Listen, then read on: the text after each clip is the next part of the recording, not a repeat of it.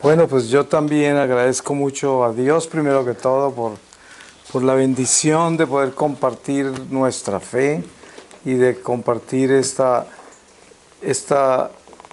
casa que nos la proveen con tanto cariño Pablo y todas las personas como Gladys y Marcela que se han encargado de apoyar a tantos misioneros para que vengan a Uruguay y compartan con ustedes lo que el Espíritu Santo tiene para compartir, porque somos solo siervos inútiles, como dice la palabra, ¿no?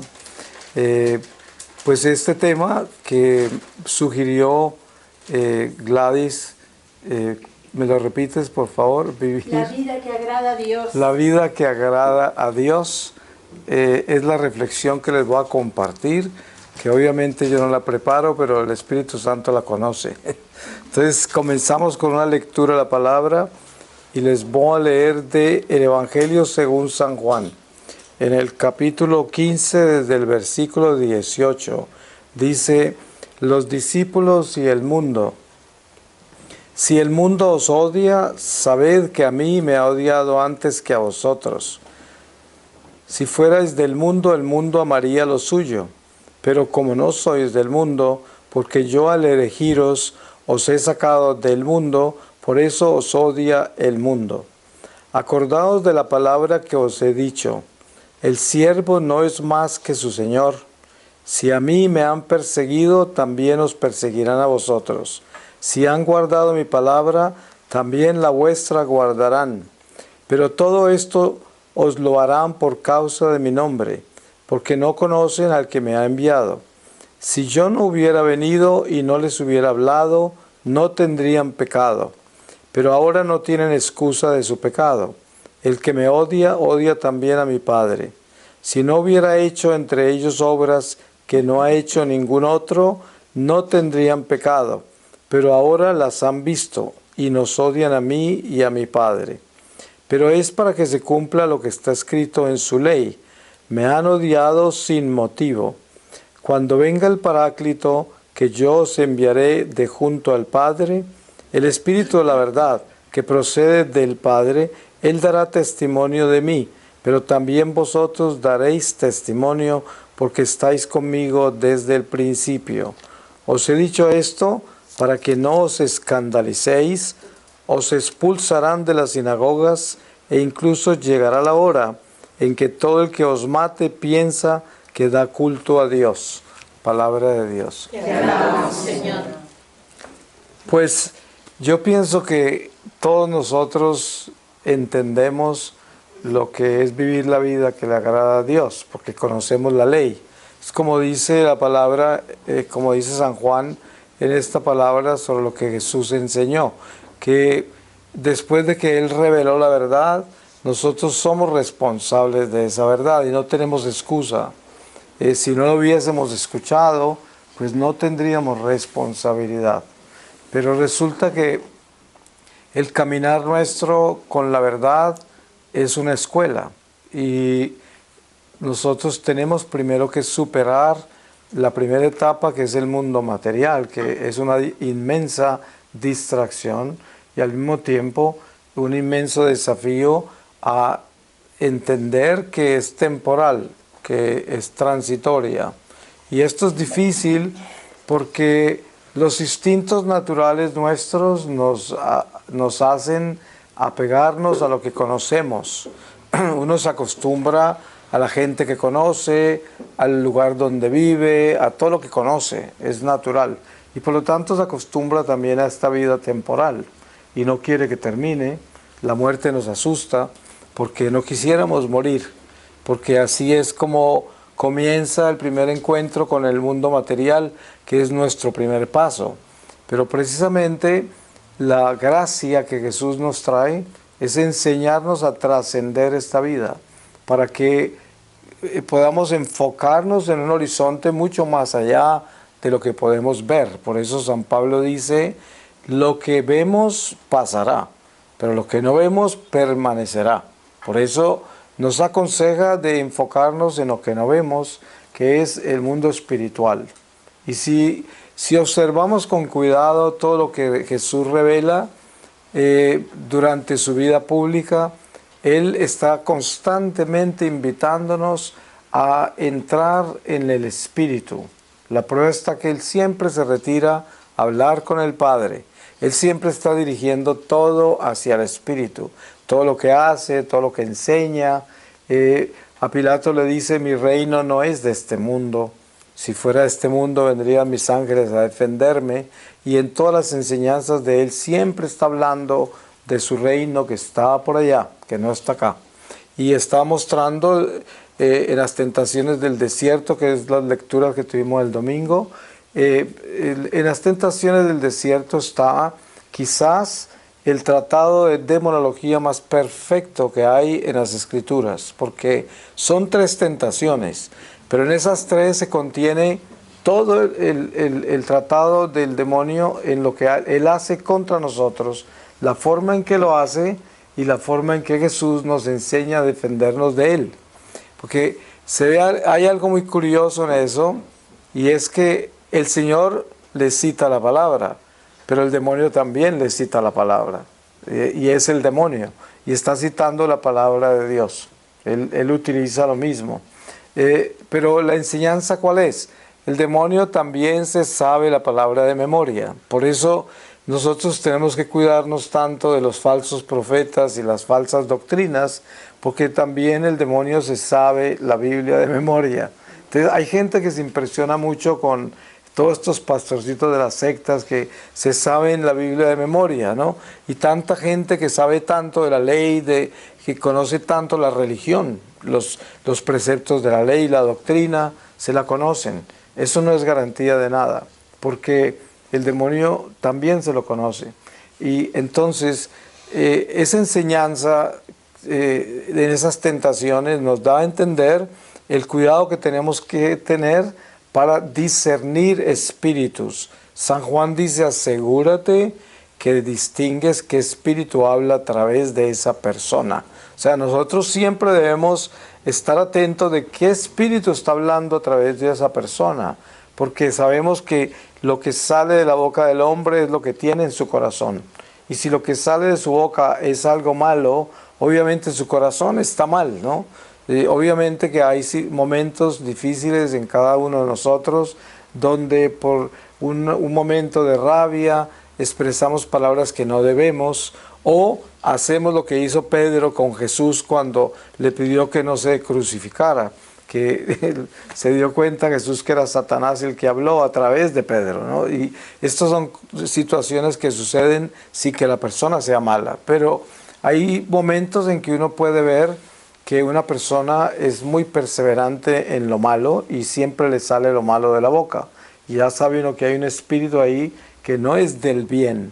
Pero en las tentaciones del desierto hay cosas muy importantes para distinguir cómo es que el demonio nos ataca. Por ejemplo, en la tentación de multiplicar, de convertir esas piedras en pan, primero entendemos que Satanás sabía que él era Dios, pero al mismo tiempo sabía que Dios todo lo hace perfecto, y sabía que se había hecho perfectamente hombre, lo cual quiere decir perfectamente imperfecto. Y por lo tanto, él tentó fue el imperfecto que estaba en esa divinidad, porque vino a burlarse de él, porque él se burla de Dios, así descaradamente. Se vino a decir, sé que te hiciste perfectamente hombre, ahora tienes hambre, entonces mira, tú puedes hacer eso, si eres Dios, convierte las piedras en pan. Pero eso es lo que nos sucede a nosotros. El demonio hace eso con cada uno de nosotros. Ustedes saben, por ejemplo, cuando nosotros entramos en una renovación espiritual y somos el único de la familia, hay casos así, ¿no? El resto de la familia está mirándonos con una lupa, ¿no? Todo lo que hacemos. En un momento dado, si estamos en dificultades, se acerca alguien de la familia y dice, pero ¿acaso no estás con Dios? Dile a Dios que te consiga trabajo, o que te solucione ese problema económico, o que te arregle tu matrimonio, o que te resucite el hijo que te murió. Quién sabe, ¿no? Pero esto es el tipo de tentación que ocurre en la vida nuestra, que es una tentación, una forma en que el diablo nos ataca, ¿no? Con este tipo de tentaciones. Cuando Jesús es llevado al pináculo del templo de Jerusalén y el demonio lo invita a saltar y le dice que los ángeles vendrán a pararlo y no le pasará nada, porque así está escrito. Y le cita la palabra exacta donde está eso. Y también esto, ustedes saben que cuando nosotros tenemos muy organizada nuestra vida, porque tenemos poder, fama, dinero, hemos realizado muchas cosas en la vida, creemos que podemos hacer lo que queremos, ¿no? Lo que queramos, y entra todo ese egocentrismo, esa vanidad, esa soberbia en el hombre, y se atreve a hacer cosas que no debe. O sea, viene la imprudencia.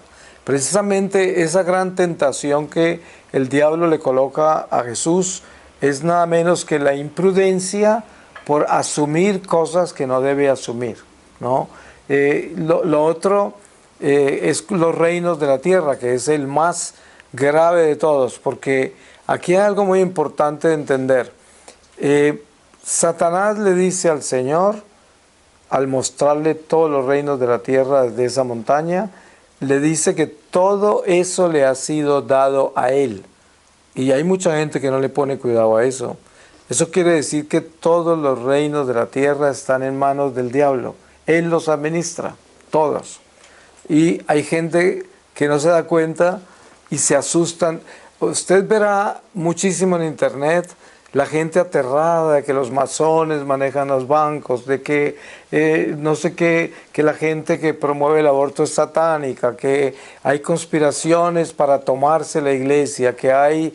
Y todo eso es una cantidad de conspiraciones que viene, y la gente asustada, y hablan de eso. Y yo digo, ¿será que nunca han leído ese pasaje del Evangelio donde dice Jesús que el príncipe de este mundo se llama Satanás y que a él le dieron todos los reinos de la tierra?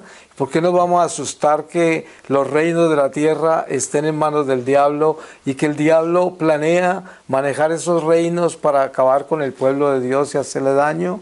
¿Por qué nos vamos a asustar de eso? Si es que eso es lo que es. O sea, así es. ¿Me voy yo a asustar de que el demonio esté manejando los bancos, o esté manejando las corporaciones, o esté manejando quién sabe qué? Pues no, eso es lo que él es, y él está manejando eso, y más vale que nos demos cuenta de eso, que el demonio se mete en todas partes, y especialmente se mete donde están los hijos de Dios. O sea, uno no encuentra el demonio trabajando en un prostíbulo, esos ya le pertenecen a él está trabajando en un convento, o en una parroquia, o en la vida de un sacerdote, o en la vida de un laico comprometido, de una familia buena. Ahí está el diablo, ¿no? Entonces uno debe entender de que para uno vivir la vida que le agrada a Dios, la vida que es buena en Dios y que Dios espera de nosotros, uno tiene primero vivir la palabra, vivirla.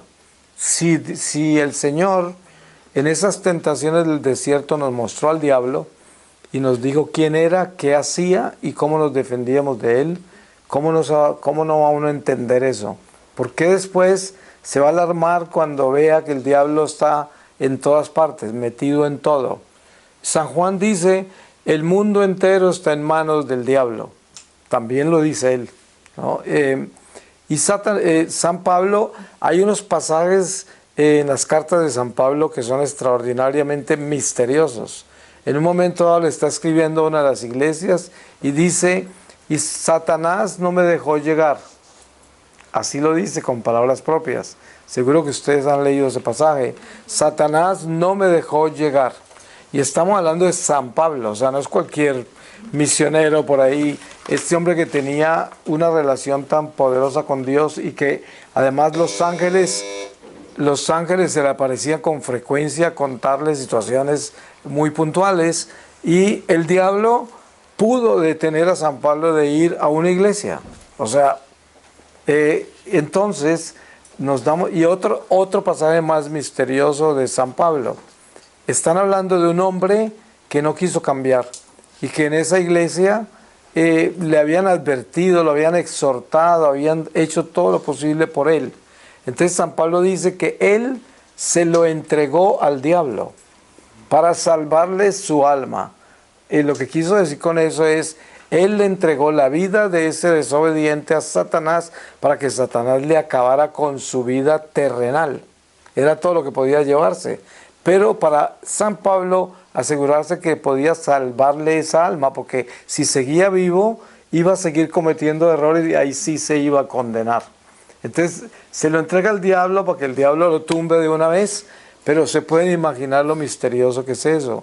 Pero también en el libro de Job, al principio del libro, hay algo también igual de misterioso, y es que Dios se reúne con sus hijos y entre ellos llega Satanás. Y Dios le pregunta a Satanás, ¿dónde estabas? Paseándome por la tierra. ¿Has visto a mi hijo Job?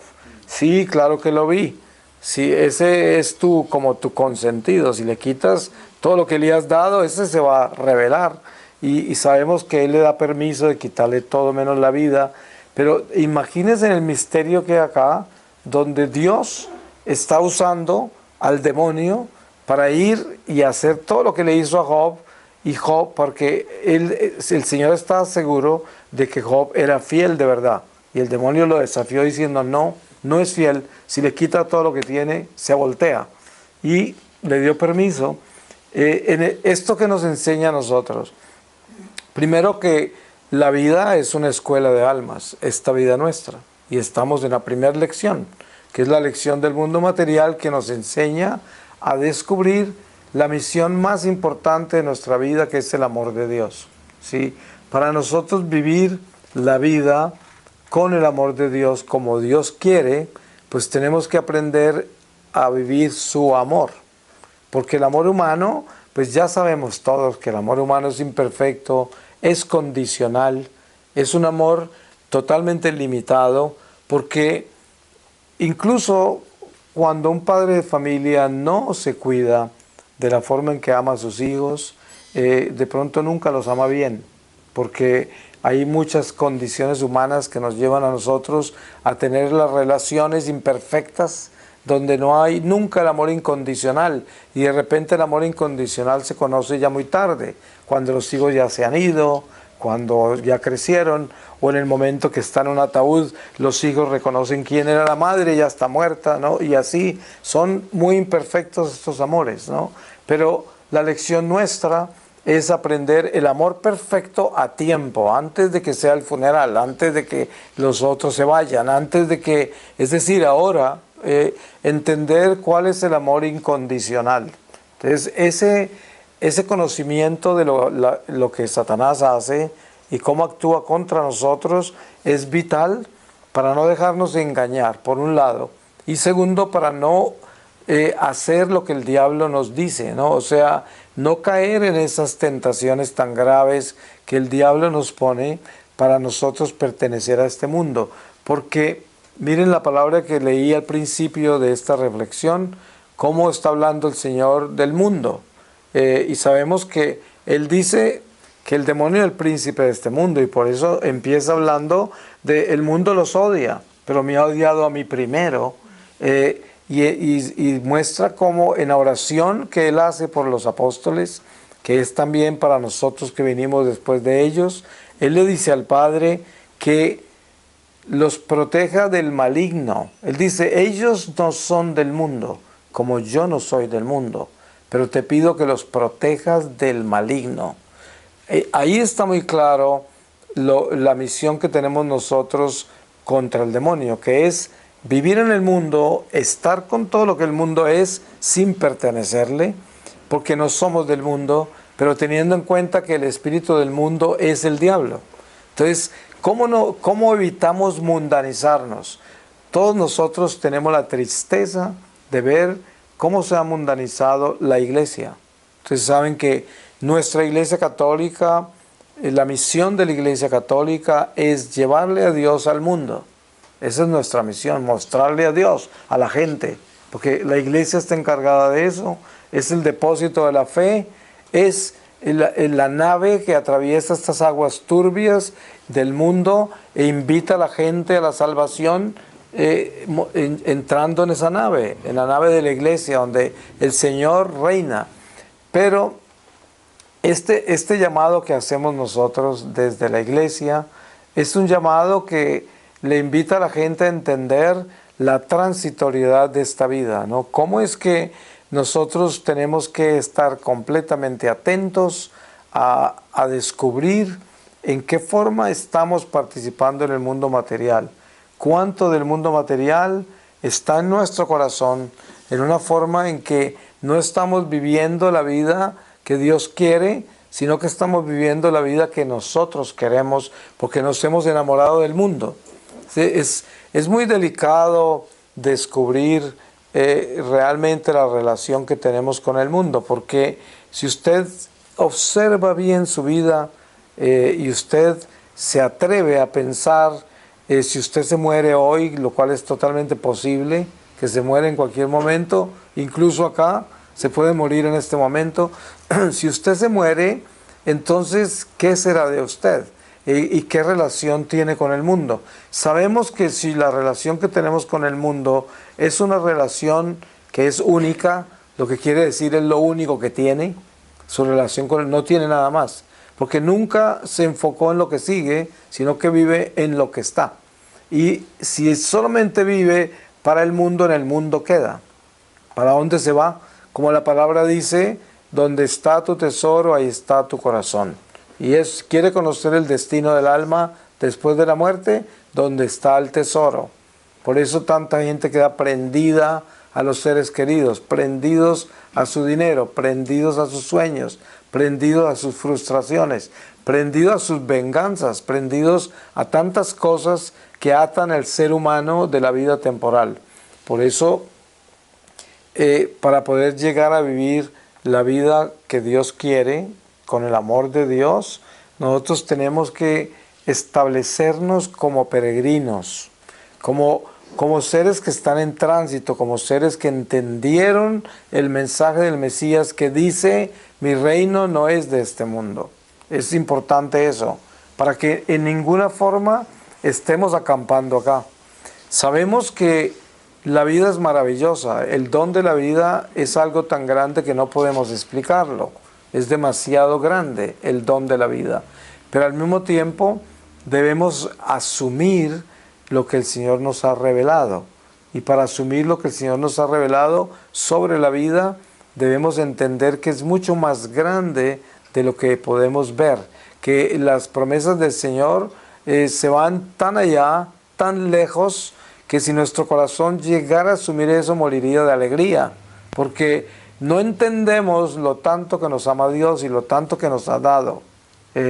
Y sobre todo con Jesucristo, lo que nos ha dado es tan grande. Por eso San Pablo dice, si nosotros pudiésemos ver lo que nos espera en Jesucristo, si le obedecemos, ninguna tribulación, ninguna dificultad, absolutamente nada de lo que sucede en este mundo nos causaría ningún problema en asumirlo, porque esto no es nada comparado con lo que tiene preparado el Señor para los que lo aman.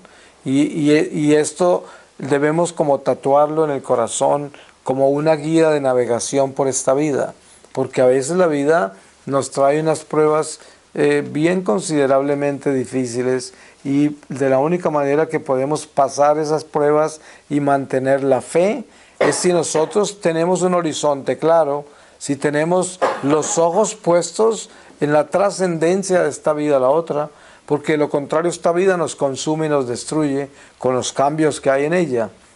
Nos sacude, nos dobla, nos parte y además nos gana, porque ¿cómo le gana la vida a uno? Dañándole el corazón, así se la gana.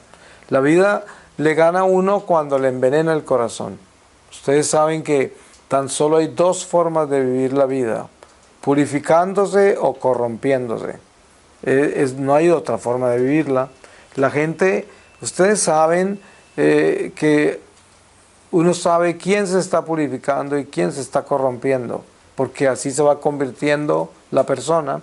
entre más vive, más se da cuenta uno de que está hecha de corrupción o de purificación. No son sino las únicas dos vías. Por eso uno tiene que tener cuidado qué es lo que está haciendo con la vida con relación al lado en el que se fue. Uno, ¿qué está haciendo? Se está purificando, que quiere decir santificando, porque la palabra purificación es santificación, o se está corrompiendo, que quiere decir demonizando, porque no hay sino dos destinos, ¿cierto? O la santidad o la demonización. O sea, las almas condenadas están demonizadas eternamente. Las almas salvadas están santificadas. Por eso ese mismo fuego del amor de Dios calcina en el infierno, purifica en el purgatorio y santifica en el cielo. Pero es el mismo fuego, es la misma fuerza, es el amor de Dios. Y los condenados no resisten el amor de Dios, porque precisamente se desocuparon completamente del amor, y el amor los quema. Ustedes saben que la gente que vive en el odio, en la maldad y en todo, no resiste el cariño, no resiste la ternura, no tienen nada de eso, no tienen. Están muertos por dentro, y el amor los quema, no lo resisten. Y esto es lo que sucede con la realidad que tenemos que enfrentar nosotros, que también está en nuestros huesos. Nosotros somos seres que por el pecado original, que está marcado en nuestra sangre, y que, como San Pablo dice, es una mancha que está en nosotros, que no es nosotros, pero está en nosotros y nos inclina a pecar. Por eso nosotros a veces nos encontramos en una indiferencia total al amor, en una sequedad increíble que puede suceder con personas, con la vida, con nosotros mismos, con Dios, en cualquier nivel. Y por eso el ser humano y nosotros que hemos recibido tanto de Dios, necesitamos estar tan vigilantes y tan alertas de mantener esta naturaleza animal sujeta al espíritu. Y por eso la Iglesia nos recomienda ejercicios tan importantes como el ayuno, la penitencia, la mortificación, para mantener este animal bajo control.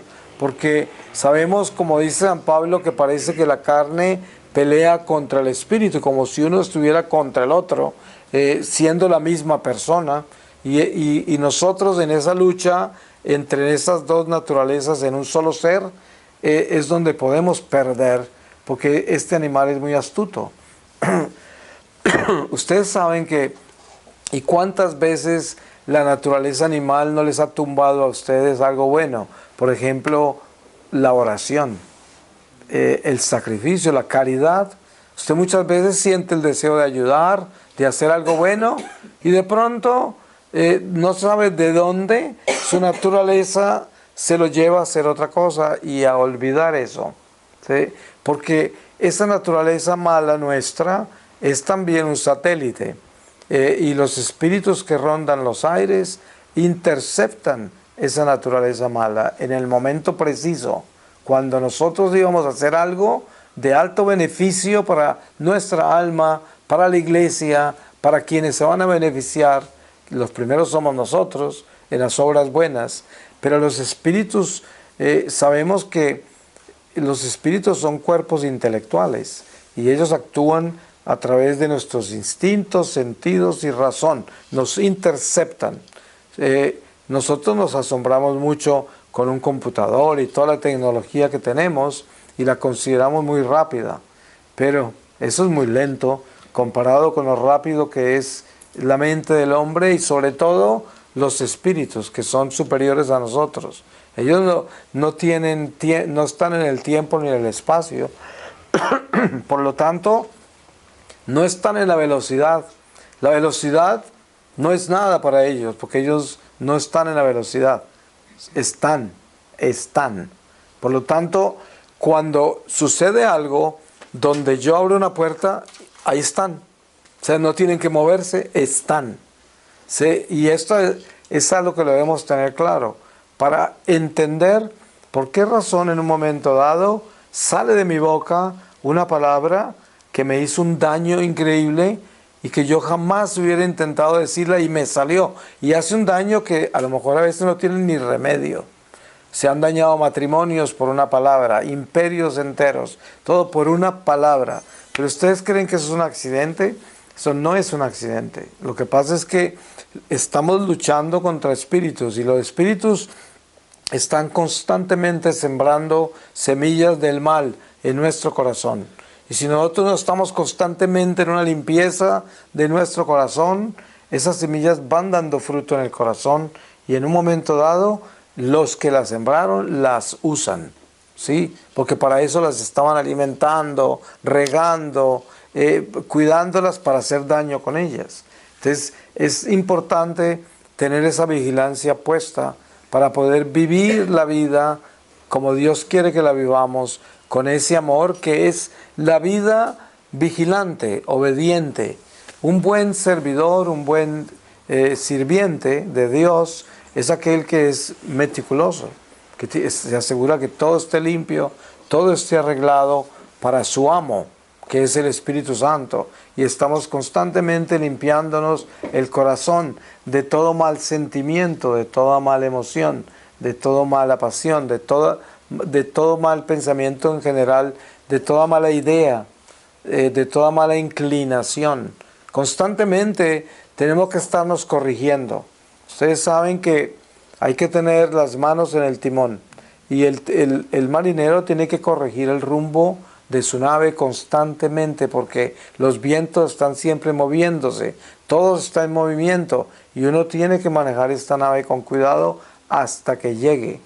Por eso nosotros ninguno puede relajarse y pensar que tenemos un tiempo en el cual no hay que vigilar. No existen esos tiempos.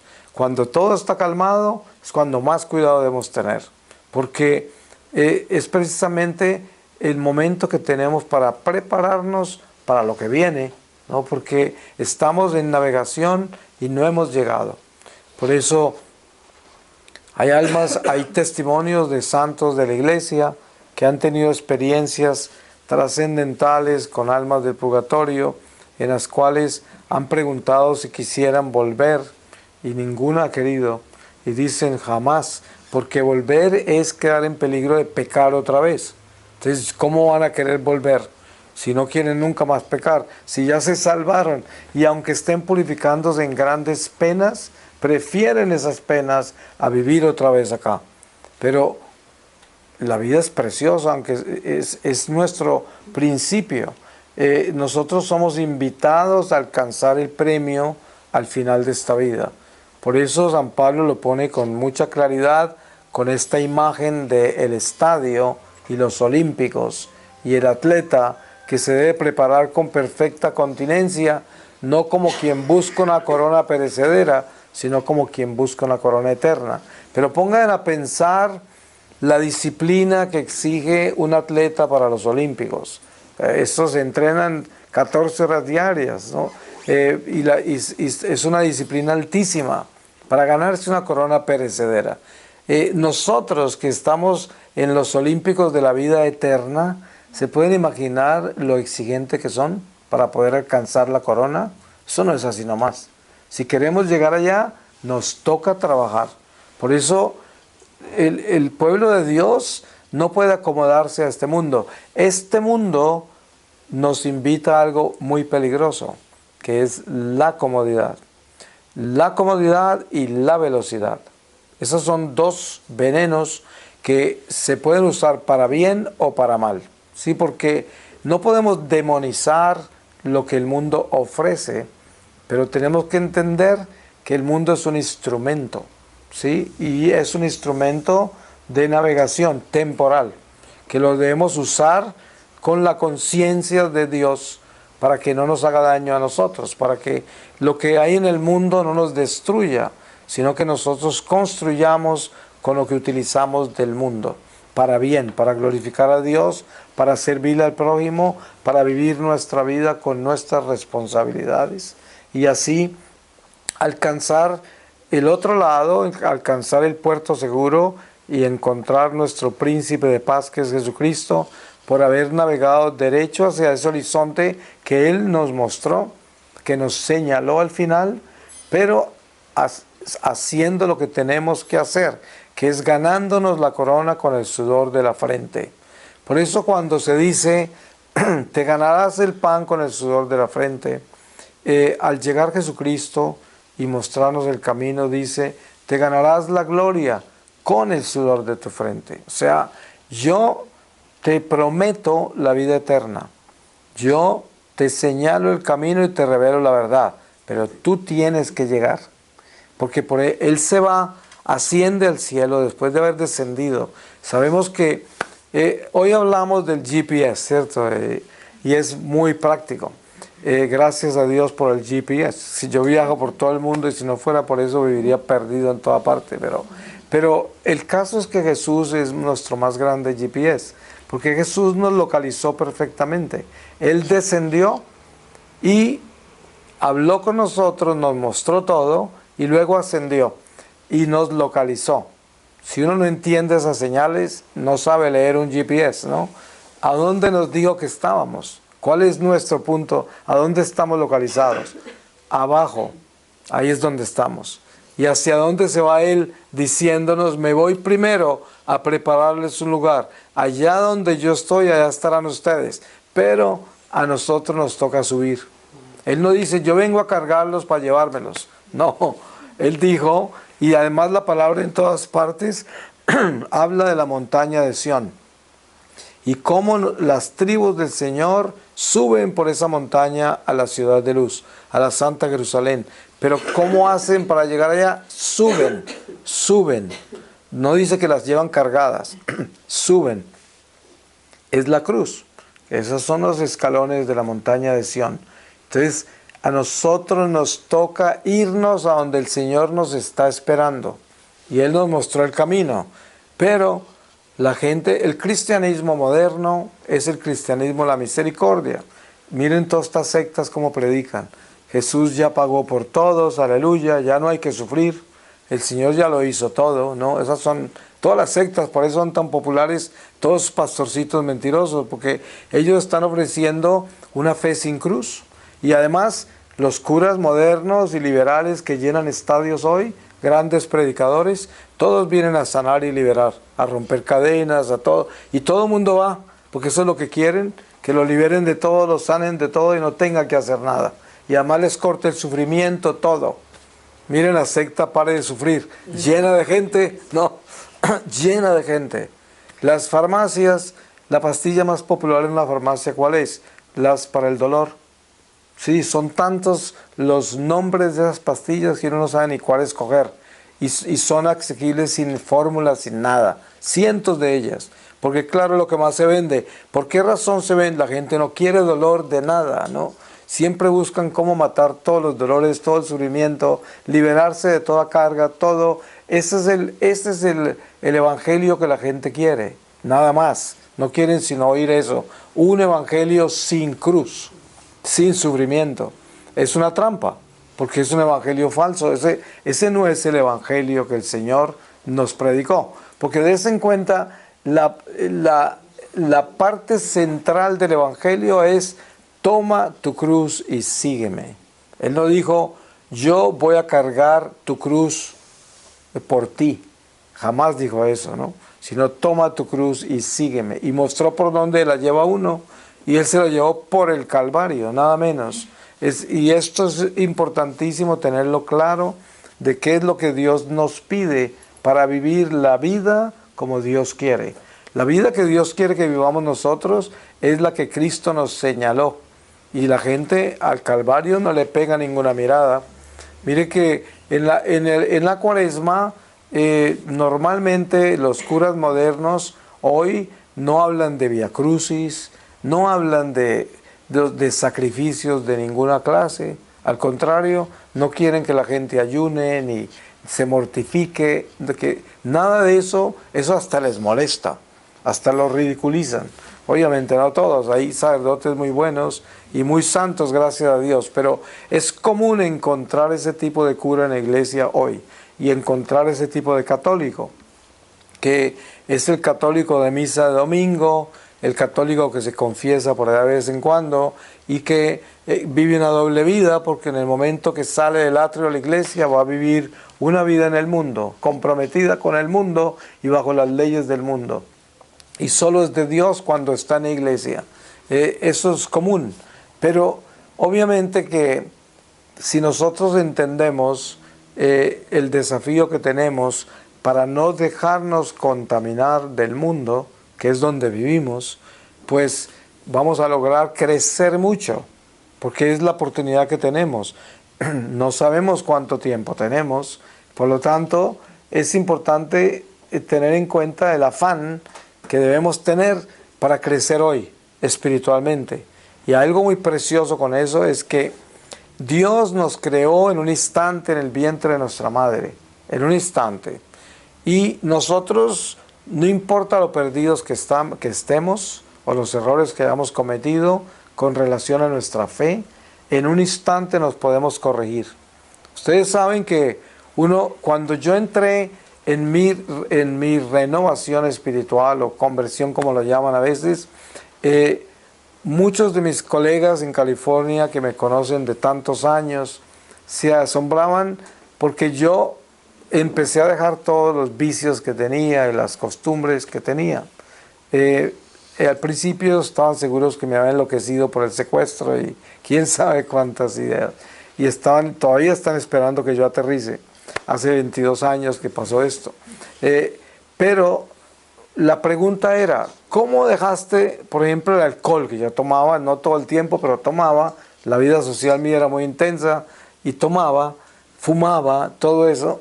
Entonces yo les decía la única respuesta que tengo y es, lo dejé dejándolo. O sea, un día me levanté y dije, no tomo más, nunca más, porque me hace mucho daño, porque esto me trae, me sintoniza con los espíritus que me han destruido toda mi vida. Bastaba con tomarme un trago de alcohol y ya, los tenía acá. Ya me estaban manejando. Porque así fue mi vida antes. Por lo tanto, yo dije, la única manera de yo librarme de toda esta influencia espiritual que me cae encima es no tocando el alcohol nunca más. Y así fue, ¿no? Lo mismo con el cigarrillo. Igual, lo mismo con los amigos que tenía, la gente con que compartía. También los dejé. Porque yo me di cuenta que después de dejar el alcohol, el cigarrillo, toda esa vida nocturna que vivía, mantenía a los amigos. Entonces, claro, salía agotado de compartir con ellos. Mal, angustiado, inseguro, me pasaban cosas extrañas. Y un día en la iglesia, después de una Eucaristía, me quedé un rato y me llegó la claridad total. Son tus amigos, ¿no?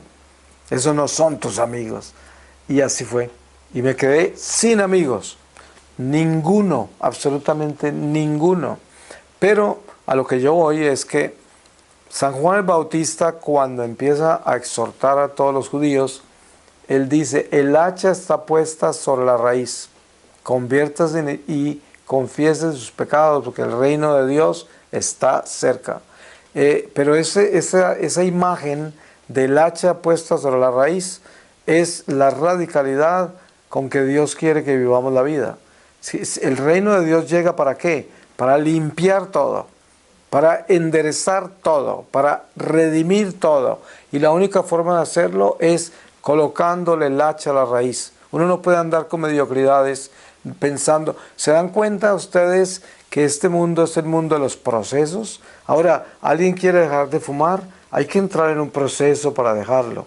Toda la psicología moderna enseña eso. Usted tiene un problema familiar, entran en un proceso de terapias y todo para ver si solucionamos esto. Todo es un proceso.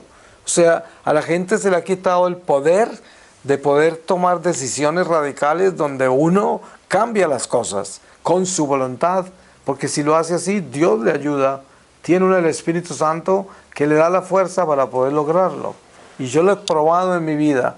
Yo nunca fui a ninguna rehabilitación, ni hice nada de eso, y el Señor me dio la fuerza para cortar todo eso. Yo no soy un santo. ¿Cómo me falta? Me falta mucho para poder crecer lo tanto que debo crecer, para entrar por allá donde debo llegar, donde todos debemos llegar. pero sí sé que nosotros tenemos la fuerza en nosotros para cambiar las cosas, para tumbar el vicio, para poner el hacha a la raíz y cortar, para decirle sí a Dios y vivir la vida que Él quiere que vivamos. Sí lo podemos hacer. Y es decir, hay personas que se dejan dominar por el miedo, por el respeto humano. Ustedes saben que el respeto humano es un veneno, porque estamos pendientes de la gente y asustados con la gente, y sobre todo a veces con la familia y con gente que está muy cerca, y nos asustan como lo que piensan, lo que van a decir, las reacciones que tienen, cómo nos manejan, porque no tenemos la fuerza desde adentro de hacer lo que tenemos que hacer, sin importar quién se cae, quién se derrumba, quién se desmaya, qué les pasa. Eso no importa, porque vamos a hacer lo que tenemos que hacer y Dios ordena todo. Todo lo ordena. El que se desmayó lo levanta. El otro es que así es. Porque las cosas, cuando mis hijos nacieron con los sacramentos, pero crecieron conmigo sin la fe. Y cuando yo regresé del secuestro a California y me encontré con ellos otra vez, ya eran hombres independientes, ya no vivían conmigo, hacía tiempo. La mamá había muerto hacía años atrás, antes del secuestro, y yo me senté con ellos en Los Ángeles, en una cafetería, y les conté mi testimonio. Les dije sobre mi encuentro con Dios. Ellos estaban sentados así mirándome, como no podían creer lo que yo les estaba diciendo. Y además al final les pedí perdón por no haberles compartido la fe, por no haberles hablado de Dios y haber vivido yo con Dios, que era mi obligación y mi responsabilidad. Ellos ni siquiera sabían qué contestarme, porque yo les estoy pidiendo perdón por algo que ellos no entienden. O sea, no entendían por qué razón yo estoy arrepentido y preocupado por lo que no les di la fe cuando ellos ya no tenían fe de nada. No la conocían realmente. Ustedes no saben de qué les hablo. Sin embargo, yo hice lo que tenía que hacer. Primero tenía que decirles a ellos lo que me pasó. Y tenía que decirle que el Señor se me apareció. Y hablarles de que era verdad que Él existe. Y de que es Dios y que es nuestro Dios, todo eso. Pero eso no cambiaba las cosas de acuerdo a mis expectativas, ¿no? Por eso es tan difícil uno asumir la fe en la voluntad de Dios y no en la voluntad humana, ¿no? Sino hacer lo que tiene uno que hacer y lo demás queda en manos de Dios. Yo amo mucho algo que San Pablo enseña sobre eso, que dice: Pablo sembró, Apolo regó, pero solo Dios hace crecer. Y es importantísimo entender eso, porque yo hago lo que me corresponde hacer, que es sembrar. Yo le digo a una persona, como a mis hijos, yo les cuento mi testimonio, estoy sembrando, y riego cada vez que los encuentro, les cuento lo que hago, todo esto, pero yo no me preocupo qué va a pasar con eso, porque el único que va a hacer crecer eso es Dios cuando Él quiera, como quiera. Mi madre oró por mí 47 años y murió sin ver mi conversión, pero mire que sí sucedió, ¿no? Y en el tiempo de Dios, no en el tiempo de ella, y a ella sí le tocó verlo, pero no en este mundo, ¿sí? Pero esta es la realidad nuestra, por la cual no debemos confundirnos, porque los elementos naturales solamente pueden ser movidos por Dios, aunque nosotros creemos que lo estamos moviendo, pero no se mueve nada sin la voluntad de Dios, y eso hay que aprenderlo bien, porque obviamente nosotros somos instrumentos materiales de Dios. Y tanto es así que Dios utiliza nuestra naturaleza material para hacer obras materiales, ¿no? Sí. Pues ahorita podemos hacer preguntas al final si quieres. Ya voy a terminar, ¿no? ¿O quieres decir algo? No, eso del encuentro con Jesús, ¿cómo fue la experiencia? Sí, ¿cómo Ah, te ya. encontraste con Dios? Bueno, ahorita al final les doy un resumen. Entonces, esta realidad es importante llevarla a nuestra naturaleza material, para que nosotros sepamos cómo manejar nuestra vida diaria de acuerdo al Espíritu y no desperdiciar el tiempo que tenemos, porque miren que el tiempo es muy valioso, porque no sabemos cuánto tenemos. Entonces, se nos está acabando. Eso es lo que quiere decir. ¿Cuánto tiempo tiene? Yo no sé cuánto. Entonces prepárese porque se le puede acabar hoy. Es tan sencillo como eso. Si somos verdaderamente lo suficientemente sinceros. Si usted es bien sincero con su vida, sabe que no tiene tiempo. Claro. Ese es un milagro que el Señor le ha dado todo el tiempo que usted tiene. Que le ha dado, es un milagro de Dios. Una gracia increíble. Hay gente que se esconde la edad y yo digo, no saben lo que están escondiendo. No. Sí, yo digo, ¿cómo pueden esconder los años si tienen un valor incalculable? ¿Cierto? El valor de los años que tenemos es increíble, porque uno los debía gritar desde los tejados. Yo hace unas 2 semanas atrás cumplí 69 años. Yo nunca pensé que iba a llegar siquiera a 50, ¿no? Porque la vida que yo vivía pues no me daba hasta allá. Sin embargo, llegué a 69 y digo, es un milagro de Dios, un regalo increíble cada día y uno no sabe cuánto tiene. Si hace poco me operaron de corazón abierto, cirugía de corazón abierto, y tenía como 40% de posibilidades de pasar la prueba de la operación. Y eso fue un momento complicado, porque ya no sabía si salía o no de esa operación. Sin embargo, el Señor me dio más tiempo, pero es porque Él me lo dio. ¿Y acaso sabía yo cuánto tenía cuando entré al quirófano? No, tenía ni idea, ¿no? Pero eso muestra lo importante que es uno estar permanentemente consciente de la realidad temporal y lo importante que es tener esta alma bien saludable, el alma. Porque la preocupación primaria siempre es el cuerpo y la mente, ¿no? Uno está preocupado por eso. Ay, que no voy a entrar con el Alzheimer. Ay, que no sé qué. Y todo es el cuerpo, ¿no? La naturaleza. Y claro, somos responsables de este cuerpo. Es el templo del Espíritu Santo y es un vehículo importantísimo. Pero lo que no podemos olvidar es que el alma que está en este cuerpo es la que va a trascender. Entonces, ¿se imaginan lo tanto que tenemos que trabajar en ella para que ella esté con salud y se pueda elevar al final de esta vida? Para que no quede atrapada, porque es que puede quedar atrapada. Hay muchas almas por ahí, muchas, y no quisiéramos nosotros quedar así. Y les cuesta mucho empezar a elevarse, porque eso es muy lento, porque hay que solucionar cosas en el mundo material y sin tener materia, eso no es nada fácil, es muy complicado. Y esto todo es algo que debemos tener muy claro, porque ha sido revelado a nosotros. Lo que estoy hablando yo nada es nuevo para ustedes, todos lo saben. Lo que sucede es que el Espíritu Santo es muy puntual, dándonos a nosotros pautas sobre las lecciones que ya hemos aprendido. Es como un taller, ¿no? Y Él aparece exactamente a tiempo, el Espíritu. Aparece y dice, te voy a contar esto. Y se lo cuenta a uno. Y el corazón de uno sabe que le está hablando. Y esto le queda a uno en el corazón porque es una pauta que le da para su navegación en el momento preciso, en el momento de la vida de uno que debía escucharlo ahí. Y además te queda apuntado en el libro de la vida, porque eso lo escucharás cuando estés al frente de él. Dice, ¿te acuerdas? Yo te visité y mira lo que te dije. Y esto es importante tenerlo claro. Ustedes saben que a través de la historia sagrada nos damos cuenta que la mayoría de la gente no recibió el mensaje de Dios porque no les gustó el mensajero. Es más, la mayoría de los mensajeros han sido asesinados. Los profetas casi todos han muerto porque la gente odia el mensaje, porque no les gusta el mensajero.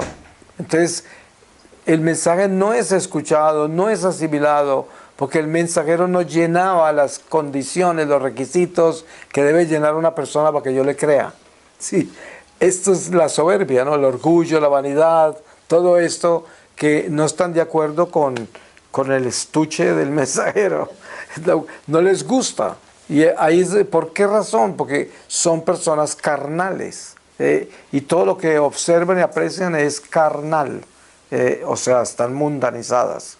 Y de acuerdo al mundo jamás podrán escuchar al Espíritu. Si una persona es muy mundana, muy carnal, muy banal, extremadamente egocéntrica, metida dentro de esa vanidad, no escucha absolutamente nada de lo que viene del Espíritu. Y por lo tanto las pautas que Dios le va a dar en el momento puntual en que va a llegar, porque miren que durante la vida nuestra el Señor aparece en diferentes estaciones de la vida de uno. Aparece puntual y dice algo y lo guía a uno. Y el corazón se mueve, porque el corazón sabe que esta es una campana y que Él me habló, pero ¿tendrá uno la salud para escuchar eso? Cuando llega Él y habla, y aparece 2 o 3 veces en la vida, a veces una sola vez, a veces 2. En cada persona es diferente. No aparece muchas veces. No aparece muchas veces. Pero en cada comunión. No, yo me refiero cuando la catequesis, cuando el Señor viene a iluminarlo a uno para darle una guía específica, ¿no? Sí, lo otro es la forma de alimentar el alma, con los sacramentos, con la oración, con la obediencia, todo eso fortalece el alma, ¿no? Pero lo que yo estoy hablando es de la guía que da Dios a las almas, ¿no? Les aparece en la vida de vez en cuando. A usted puede ir a 50 retiros y puede tener los más famosos predicadores y salir de los retiros sin haber escuchado nada espiritualmente. Se acuerda de las palabras, se acuerda de cómo era elocuente y de estructurado el predicador o lo que fuera, pero realmente lo que escuchó, lo que no llegó al corazón y no le cambió nada y no le sirve de nada, porque de repente el Señor le va a hablar a través de la forma más absurda que usted se puede imaginar en un momento dado, la forma más absurda. Miren, Medjugorje, ustedes conocen la historia del borracho de Medjugorje, ¿no? Pero muchos de ustedes saben de Medjugorje, ¿no? Sí. Bueno, en Medjugorje había un borracho, y esto es antes del año 81 cuando apareció la Virgen. Ese borracho, ustedes saben que Medjugorje era una aldea así de grande, y había un bar, ¿no? Y en ese bar ese borracho todos los días se emborrachaba y salía y se sentaba en una piedra donde está la iglesia hoy, la parroquia de San Santiago, y desde ahí gritaba: esto se va a llenar de gente de todo el mundo, y aquí hay una iglesia más grande que el pueblo.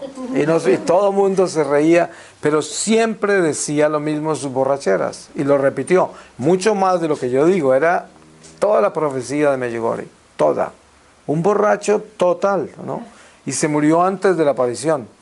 Pero cuando apareció la Virgen y pasó todo eso, todo el mundo se acordó del borracho, ¿no? Porque ¿cómo se iban a olvidar si todos los días decía lo mismo, ¿no? En su borrachera. Y era un borracho que tenía que emborracharse con el alcohol que le regalaban, porque no tenía ni para comprar, ¿no? Un campesino alcohólico. Pero desen cuenta ustedes que ese mensajero no fue escuchado por nadie.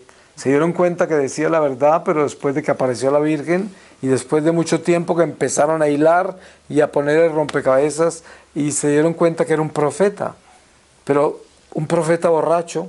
Pero ese es el sentido del humor que tiene Dios. Por eso a veces un pordiosero en la calle es el mensajero y le dice uno 3 o 4 palabras y uno siente que le hablaron.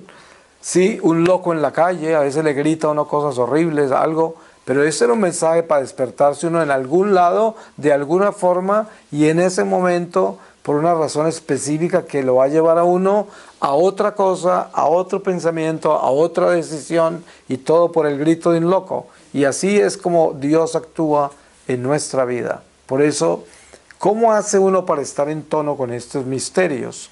De la única manera que nosotros podemos estar con la antena puesta para recibir todo lo que viene de Dios para nosotros es con nuestra salud espiritual. Y la salud espiritual solo se consigue con la fidelidad a Dios. Una vida sacramental, pero no simplemente una religiosidad, porque hay mucha gente que se confiesa, comulga, se reza 50 rosarios diarios, sudan agua bendita, de todo, ¿no? Pero los corazones el corazón lo tienen dañado. O sea, no tienen caridad, no tienen compasión, no tienen paciencia, tolerancia. Ahí no es donde yo hablo. Yo hablo una fidelidad que viene del alma, del corazón. Una persona que está preocupada por su naturaleza, preocupada, auténticamente preocupada, diciendo, yo tengo que dejar de ser malo, es que yo soy muy malo o muy mala, ¿no? Reconocer lo que uno es. Porque a la gente le da miedo reconocer que es mala, a mucha gente le da miedo, casi a la gente le encanta pensar que es buena, porque supuestamente está como actuando bien, pero uno tiene que saber que nosotros tenemos una naturaleza mala en nosotros y que actúa. ¿Cuántas veces no han hecho cosas malas ustedes? O sea, ¿de dónde salió eso? Nunca tenemos que enseñarle a un niño a hacer daños, a decir mentiras, a hacer cosas malas. ¿Ustedes han oído alguna vez que sentaron a un niño a darle instrucciones como romper un vidrio de una ventana? No hay que enseñarle, él lo rompe, ¿no? A los niños hay que enseñarles a hacer cosas buenas, ¿sí? Pongan a pensar que esa es nuestra naturaleza. Y no es porque seamos malos, sino porque en nosotros hay maldad. Y eso es lo que tenemos que reconocer. Porque hay gente que cree que con esta reflexión sobre la naturaleza humana se está demonizando nuestra naturaleza. Pero no, estamos hablando de las manchas que hay en nosotros, las tendencias malas de las que tenemos que cuidarnos. Porque por naturaleza fuimos creados buenos, pero tenemos que recuperar la imagen de Dios en la que fuimos creados. Pero para recuperarla tenemos que reconocer el mal que hay en nosotros primero, y no el bien, porque el bien pues es el bien. ¿Qué necesita reconocerlo? Reconozca el mal, que es el que le hace daño, eso. Pero la gente se hace la de la vista gorda con el mal, como si no tuviera mal en él. Por eso juzgan a los demás. Entonces siempre está poniéndole la lupa al mal del otro, pero nunca poniéndosela hacia sí mismo. Y esa es una falla gigantesca para el crecimiento espiritual, porque necesitamos colocar la lupa hacia nosotros y mirar con cuidado eso para que podamos tener un crecimiento real, porque si no, nunca vamos a crecer espiritualmente. Porque para terminar, ¿cómo hace uno para saber cuánto ha crecido? Sí, de la única manera que sabe uno cuánto ha crecido es cuánto ha aprendido a amar. Tan sencillo como eso, ¿no? Pues voy a darle gracias a Dios y les termino con esta lectura del profeta Ezequiel. Dice, capítulo 24, versículo 1. Arrima la olla al fuego, arrímala, y echa agua en ella. Amontona dentro trozos de carne, todos los trozos buenos, pierna y espalda. Llénala de los huesos mejores, toma lo mejor del ganado menor. Apila en torno a la leña debajo, hazla hervir a borbotones, de modo que hasta los huesos se cuezan. Porque así dice el Señor Yahvé, ay de la ciudad sanguinaria, olla toda roñosa, cuya herrumbre no se le va. Vacíala trozo a trozo, sin echar suerte sobre ella. Palabra de Dios. Te alabamos, Señor. Pues le damos gracias, Señor, lo bendecimos por la bendición de reunirnos para reflexionar en estos misterios, y le pedimos al Espíritu Santo que en nuestros corazones haga su obra y nos dé la valentía para tener que cambiar lo que tenemos que cambiar, y sobre todo buscar el crecimiento espiritual para que todos nosotros podamos salir de acá.